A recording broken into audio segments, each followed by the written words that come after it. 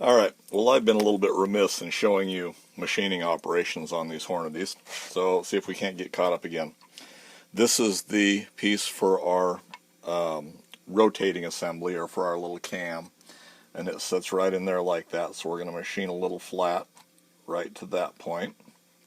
And what we're doing is we're just taking it down level with this deck basically. So we'll machine that to there. And then our cutout here for our chute on the back where we make the shells drop through the platen. There's a little chute on the later model ones, and to clear that chute, why this is machined out. And it's a piece that's 3 inches long, and we're going to go from right at that point there. And we're going to go back about 3/4 of an inch. It's not real critical. I think the minimum on it's about 5/8 of an inch. And we're making that 3 inches long, which is going to put us to right there. So this will set it 3/4 of an inch, or just under 3/4 of an inch, so we can go just like that. And we'll just set it up in the mill, and we're going to machine out this back here where we've marked it out, and we're going to machine out this section right in here. Then we'll pull it off the table. No, we may not pull it off the table. We may go ahead and set it up to drill that and set that in place. Then we can go ahead and get all the machining done in one setup. This is held in place with two 1032s. I offset them at an angle so there was clearance for both of them. And they were countersunk screws.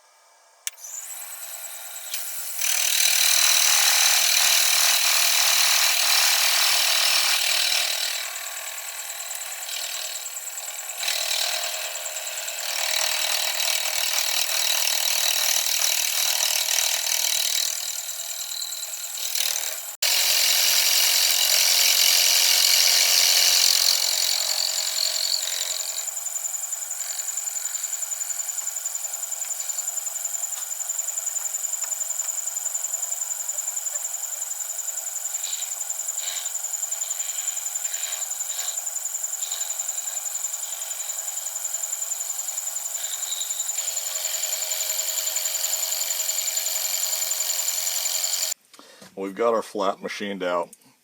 We've taken and drilled and countersunk our 2 holes here for our 1032 countersunk screws. And they're these right here. They will fit right down in through. So what I did, rather than do it in the milling machine, is I can match drill in this way easier than I can mess around with the mill. So what I've done is I just went ahead and set it in place and used a transfer punch. I've got the first hole. I'm going to go ahead, drill and tap that, bolt the piece into place, then we'll use our little transfer punch and mark our second hole, and that'll lock it in position.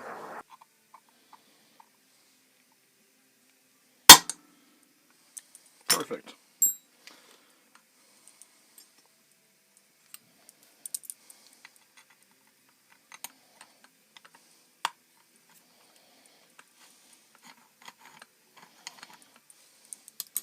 Okay, so we'll go and drill that hole. We'll come back and tap it.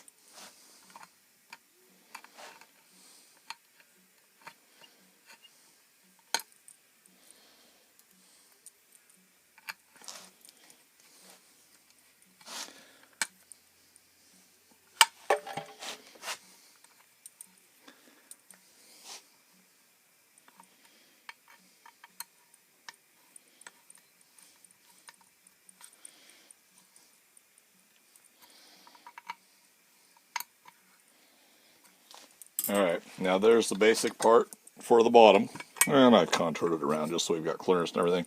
I'll contour it a little bit more so we don't have all these sharp edges.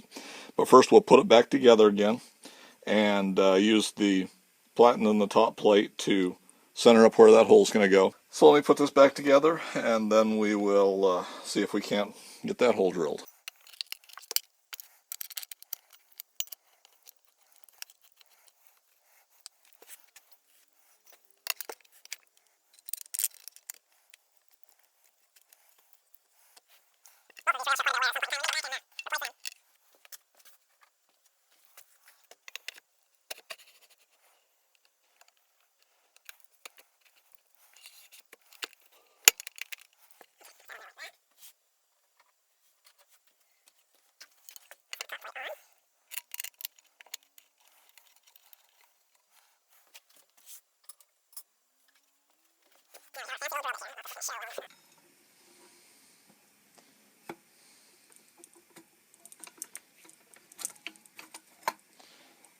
And there's the point where we want to drill it right there.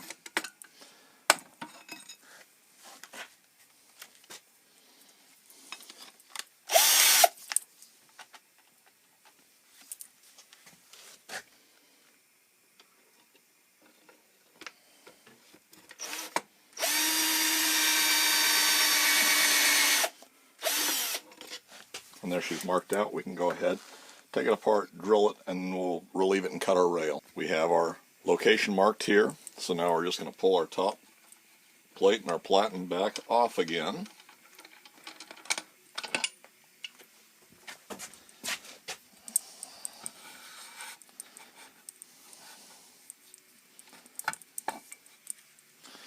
And we'll pull our rails off too while we're right here.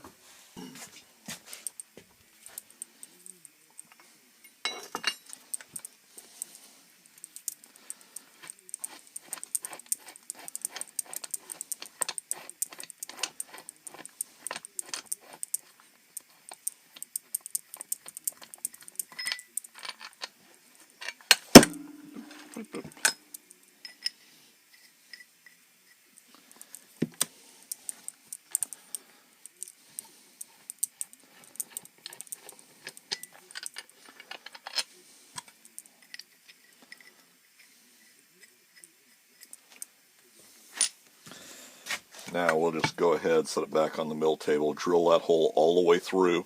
Then we can take that part off. We're going to shorten it up just a little bit, slot it out through there, and then we'll cut our ramp. And we'll just cut that ramp by hand. We're going to drill it through 17/64, and I like to go all the way through the casting.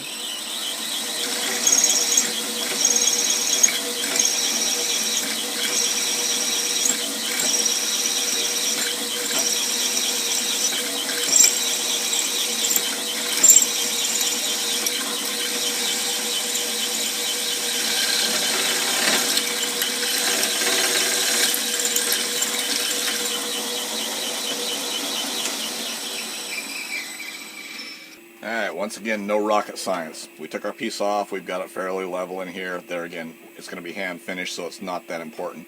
Went ahead and countersunk it, and put a pretty hefty countersink on it.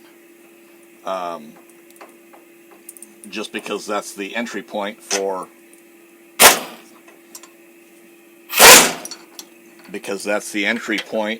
the rotating wad guide for the swing out carrier. So we've got that done. Let's go ahead, and we've just got a, looks like a 1/4 inch ball or a 3/16 ball end mill. We're just going to cut a slot along the side of it, and that will make sure we've got plenty of clearance here. And all we're doing is just back and forth across.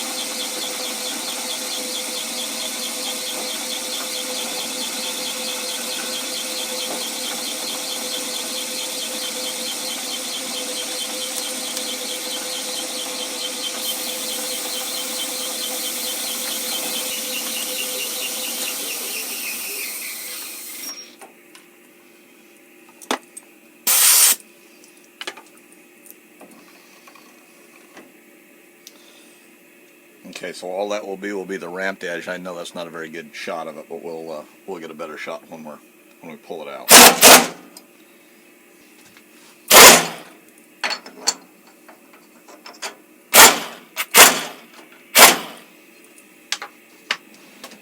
what I'm going to do is just shorten up the amount of length I've got sticking out this end. It doesn't need to be that long.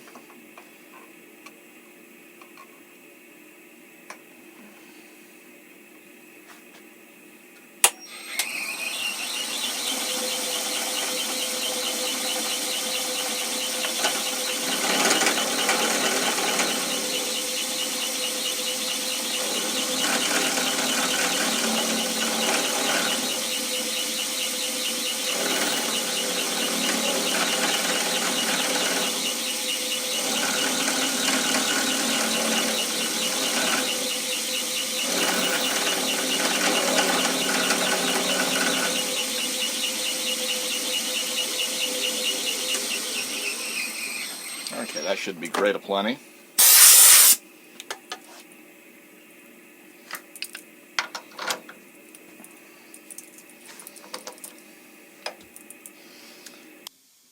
Alright, hopefully this will give us a view of it. Now what we're going to do is it will angle this way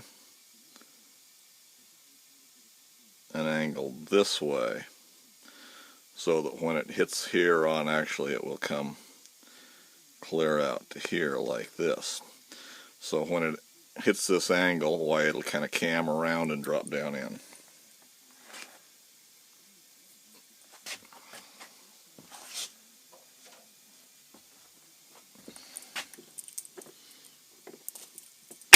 It's maybe easier with the Dremel.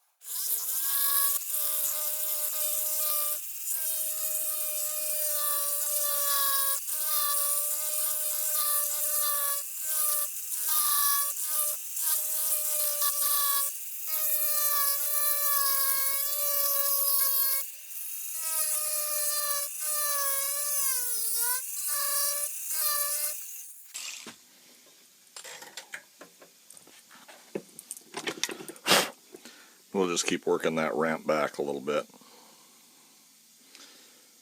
I'm going to have to turn it around, which isn't going to give you a very good shot. So we're just going to turn it around here and go to work on it with a file.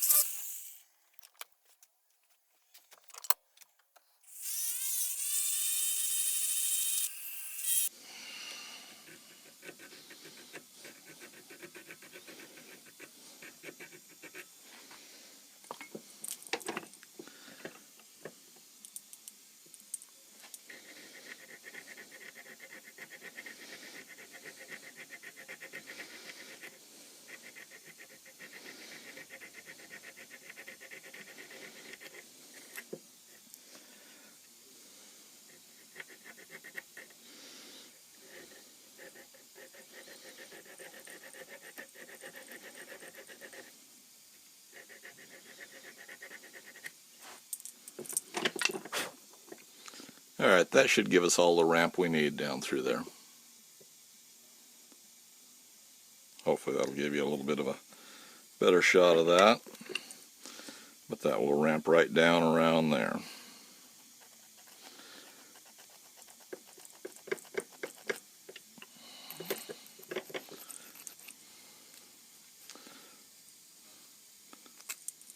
So we'll just smooth that up a little bit, put her back in place, reassemble it, and do a test.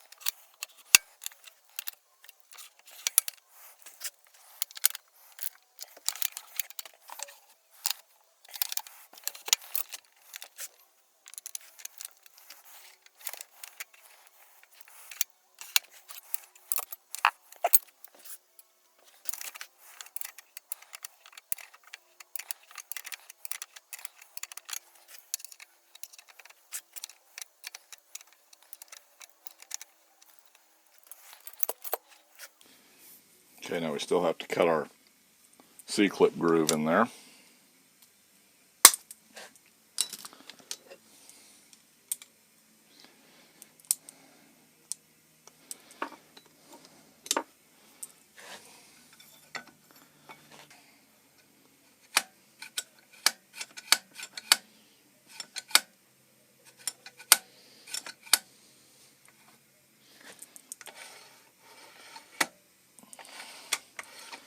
Okay, I think before we do a trial fit, we'll go ahead and fit our C-clip onto there, because we know how it's got to fit, or approximately where it's got to sit. So let's go ahead and do that. Maybe we do want to put that in and see how it's going to sit here.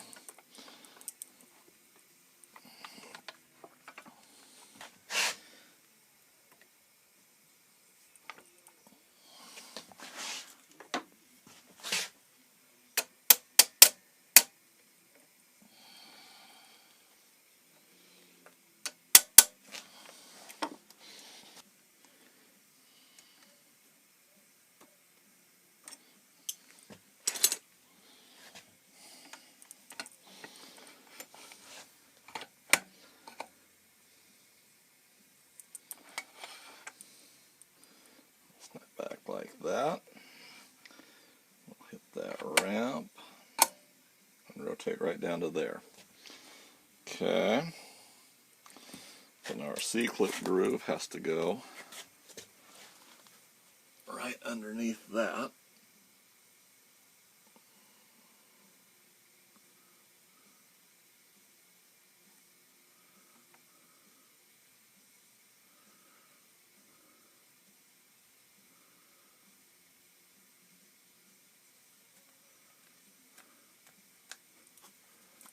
Okay.